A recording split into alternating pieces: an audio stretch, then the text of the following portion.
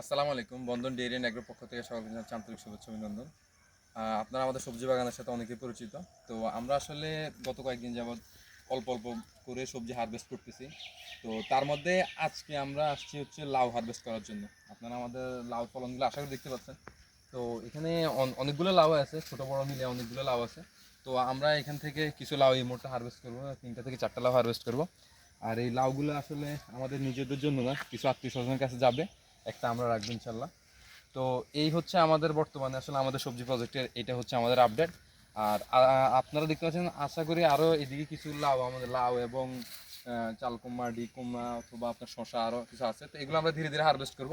তো আজকে আমরা বিসমিল্লাহ করে আমরা লাউ হারভেস্ট করব। তো এখানে একটা লাউ আছে, এটা আমরা প্রথমত হারভেস্ট করব। বিসমিল্লাহ বিসমিল্লাহ, মাশাআল্লাহ, আলহামদুলিল্লাহ। এই লাউ সাইজটা মাশাআল্লাহ আলহামদুলিল্লাহ যথেষ্ট ভালো। তো আমরা আরও কয়েকটা লাউ হারভেস্ট করবো এদিকে। দেখেন, এদিকে আরও কয়েকটা ছোট বড় আছে। তো আমরা এখানে এই বড়টা হারভেস্ট করি। বিসমিল্লাহির রহমানির রহিম। এটা সাইজটা আলহামদুলিল্লাহ যথেষ্ট ভালো, দেখতে পাচ্ছেন। এই একটা লাউ, এদিক থেকে আরেকটা হারভেস্ট করবো এখানে। বিসমিল্লাহ।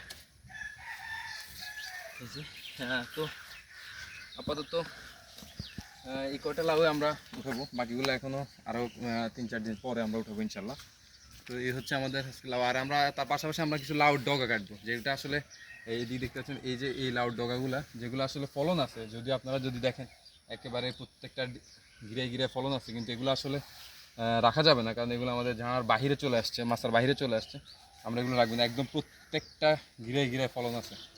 তো আমরা এগুলো রাখবো না, আমরা এগুলো আজকে কিছু ঢাল হারভেস্ট করবো, যেটাই আমরা লাউ শাকের কি শাক আকারে হারভেস্ট করবো।